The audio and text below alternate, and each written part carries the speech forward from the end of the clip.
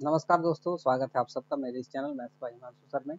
दोस्तों मैं आज लेके आया हूँ आप सबके लिए लाभ तथा हानि से और कुछ प्रश्नों का हल जो आपकी प्रतियोगिता परीक्षा की दृष्टि से बहुत ही महत्वपूर्ण है।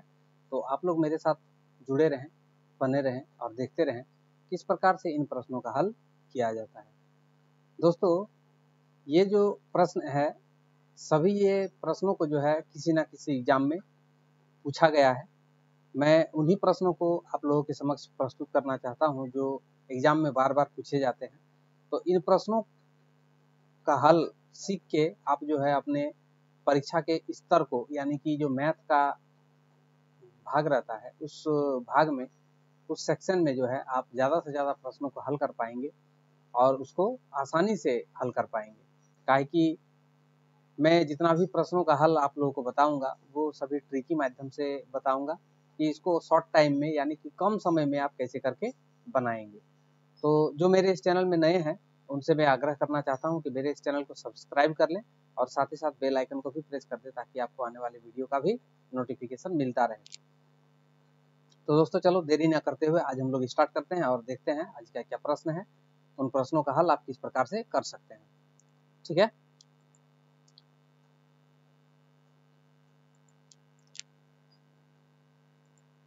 देखिए यहाँ पे पहला प्रश्न है, यदि 2750 नारियल का क्रय मूल्य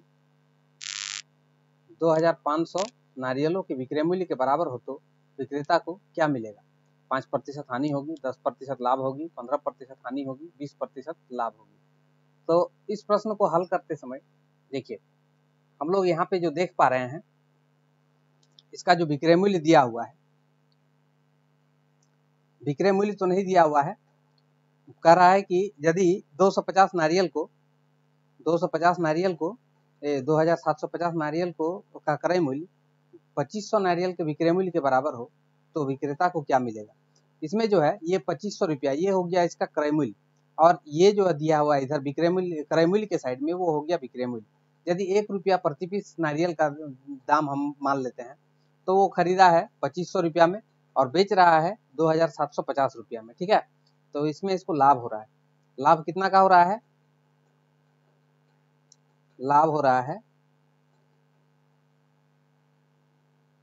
2750 माइनस 2500।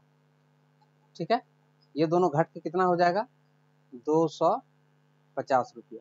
इतना रुपया उसको लाभ हो रहा है। तो यहाँ पे हम पूछा है प्रतिशत लाभ क्या होगा, तो प्रतिशत लाभ के लिए जो फॉर्मूला होता है, प्रतिशत लाभ बराबर लाभ गुना 100। देखिए लाभ है 250 गुना 100 बटे इसका क्रय मूल्य कितना है? इसका क्रय मूल्य है 2500 रुपया। ठीक है, इसका 2 जीरो, इसका 2 जीरो कट गया, यहाँ पे बच गया 250, यहाँ पे 25, 25 के साथ अगर 250 को हम काटते हैं तो यहाँ पे प्राप्त होगा 10। ठीक है, यानी कि इसका 10% लाभ हो रहा है। क्या हो रहा है? 10% लाभ। ये जो आपका बी नंबर में दिया हुआ है वो होगा करेक्ट आंसर। ठीक है, चलिए अब हम लोग आगे बढ़ते हैं और देखते हैं दूसरा प्रश्न।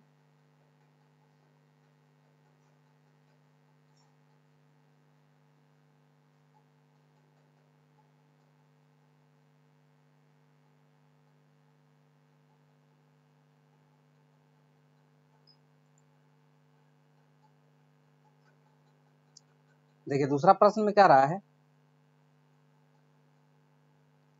36 संतरे बेचने पर एक फल विक्रेता को 4 संतरे के विक्रय मूल्य के बराबर हानि होती है, उसका हानि प्रतिशत कितना है? ये प्रश्न है। इस प्रश्न को हल करने के लिए आप क्या कीजिए, देखिए यहाँ पे जो लिखा हुआ है 36 संतरे बेचने पर एक फल विक्रेता को 4 संतरे के विक्रय मूल्य के बराबर हानि होती है। ठीक है ना, तो यहाँ पे यदि हम एक संतरे का विक्रय मूल्य 1 रुपया मान ले, यदि एक संतरे का विक्रय मूल्य 1 रुपया मान ले तो 36 संतरे का विक्रय मूल्य कितना हो जाएगा? यानी कि इसका जो एसपी है, एसपी कितना हो जाएगा? 36 रुपया। और कह रहा है कि 4 संतरे के विक्रय मूल्य के बराबर हानि होती है, तो हानि कितना हो जाएगा? हानि हो जाएगा इसका 4 रुपया। ठीक है, तो ये हानि और जो विक्रय मूल्य है ये दोनों के बीच में संबंध होता है कि विक्रय मूल्य के साथ अगर हानि की राशि को जोड़ दिया जाए तो प्राप्त हो जाता है क्रय मूल्य, यानी कि सीपी।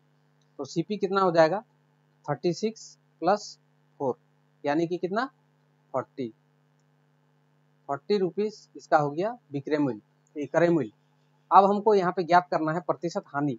तो प्रतिशत हानि के लिए फॉर्मूला होता है प्रतिशत हानि बराबर जो हानि की राशि है, हानि की राशि कितना है 4, इसको गुना करना है 100 के साथ, ठीक है, और नीचे में एक क्रय मूल्य बैठ जाएगा। तो क्रय मूल्य कितना है 40, 10 10 कट गया, 2 दूनी 4, 2 दूनी 4, 2 से फिर इसको काट देते हैं, 2 पंचे 10 यानी 5 और 2 को गुना करेंगे तो कितना हो जाएगा 10%। इसको हम लोग डायरेक्टली 4 और 4 को भी काट सकते थे, तो यहाँ पे 10 बचा हुआ था, 10% हो जाता। ये 10% क्या होगा, इसको हानि होगा, ठीक है ना। प्रश्न के अनुसार 10% हानि, ये होगा आपका आंसर। इस प्रकार से हम इसको बना सकते हैं, ठीक है ना। चलिए आगे देखते हैं दूसरा प्रश्न क्या है।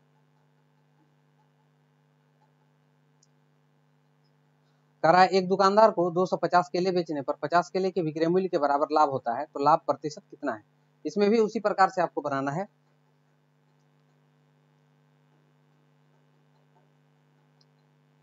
देखिए यहाँ दिया हुआ है,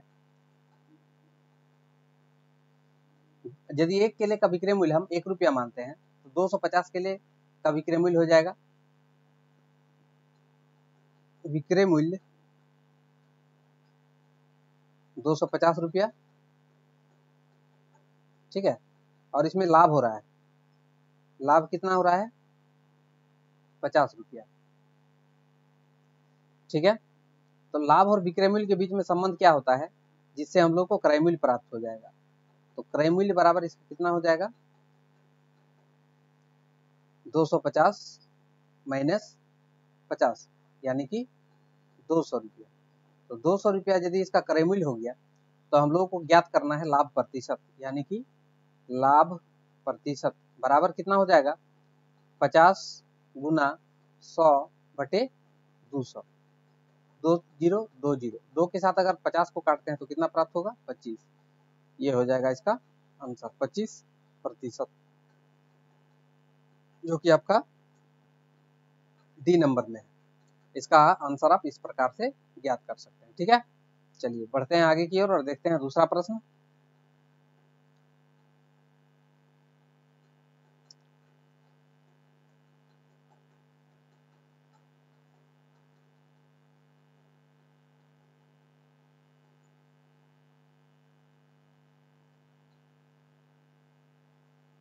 एक व्यक्ति एक वस्तु को 10% हानि पर बेचता है।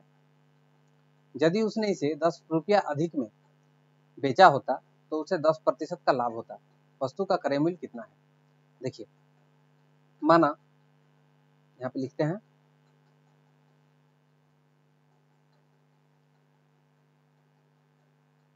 माना क्रय मूल्य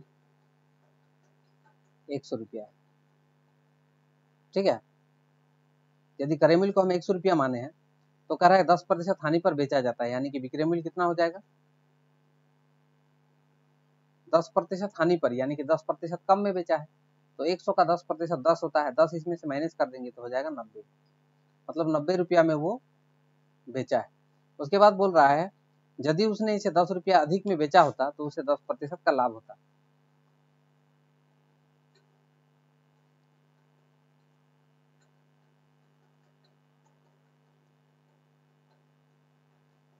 अब जो क्रय मूल्य है, क्रय मूल्य जो 100 रुपया है, 100 रुपया से देखो कह रहा है कि 10 रुपया अधिक में बेचा होता, यानी 110 रुपया में, 110 रुपया में यदि वो बेचा होता तो उसको जो है 10% का लाभ हो जाता। तो इसके लिए 10% लाभ है ना, 110 रुपया के लिए 10% लाभ। तो यहाँ पे कह रहा है कि उसका क्रय मूल्य कितना है।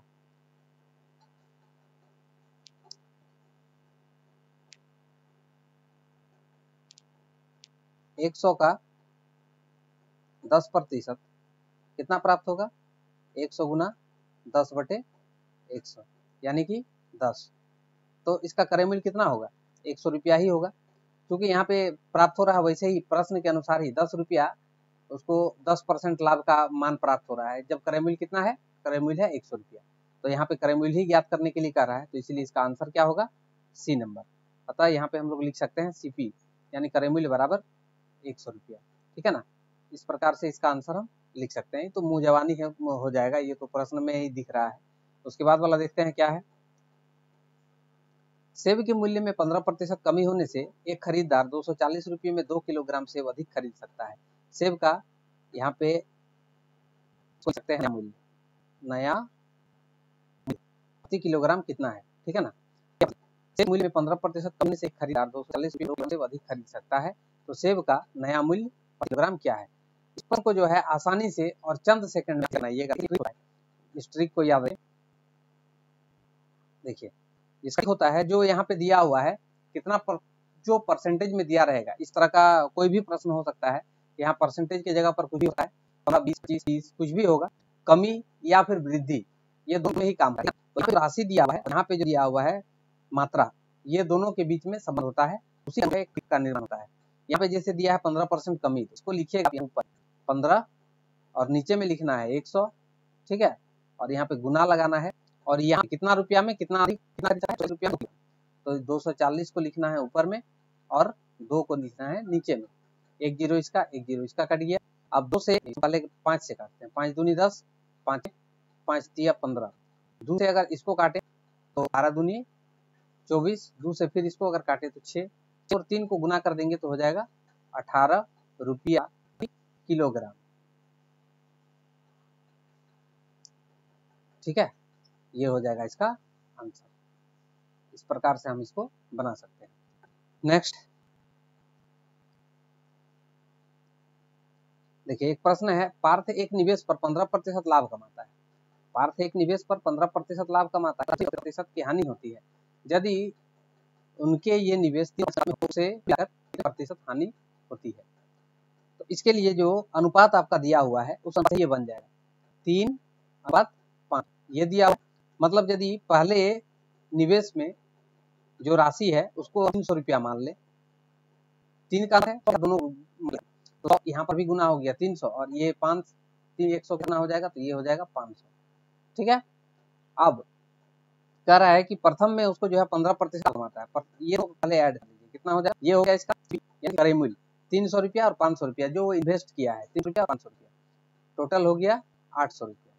लेकिन जब को लाभ प्राप्त हुआ, जैसे पहला में 15% का लाभ कमाता है, दूसरा प्रतिशत का नहीं होता है, तो इसके लिए 15% लाभ कितना होगा, तो इसको हम ऐसे निकाल सकते हैं 300 प्लस 100 गुना 15/100, ये और ये 2 को कट जाएगा, 15 तिया 45, 15 तिया 45, तो ये हो गया 345 प्लस इसमें देखिए 500 रुपया में दूसरी स्थिति में 10% नहीं होता है, तो इसमें सकते हैं 500 माइनस 500 गुना 10/100, 2 जीरो कट गया, 50, यानी कि 50 रुपया का 50, 450 और 345 कितना प्राप्त हो जाएगा, 795। कुल मिलाकर इसको देखिए, पहले की तुलना में 800 रुपया वो इन्वेस्ट किया है, 800 रुपया इन्वेस्ट तो प्राप्त हो रहा है कितना, 795 रुपया। तो ये दोनों के बीच में अगर अंतर हम निकालें तो प्राप्त होता है 5 रुपया, तो हानि हो गया। अब यदि हानि का प्रतिशत कितना में, 800 में, है ना, गुना यहाँ पे लिखा 100, 2 जीरो इसका कट गया, तो यहाँ ऊपर में हो जाएगा कितना, अगर 8 के साथ 5 को भागा दिया जाए तो 8 6 8 48, 2 बचा 20, तो 8 दूनी 16, 4 बचा, 4 में एक जीरो ले लेंगे तो हो जाएगा 40, 8 पंचे 40, 62%, इतना परसेंट का उसको जो है हानि हुआ है। इस प्रकार से हम इसको बना सकते हैं। नेक्स्ट,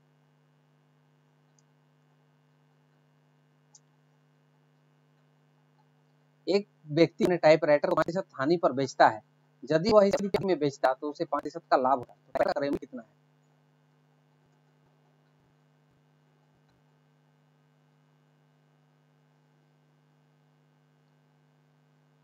देखिए इसमें प्राप्त होगा कैसे, ये 5% और ये 5%, 5 और 5 हो गया 10%, यानी 10% का मान कितना हो जाएगा, 10% बराबर हो जाएगा 80 रुपये।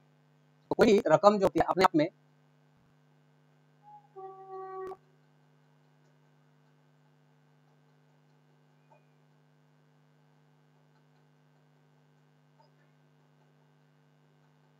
सॉरी इसको इस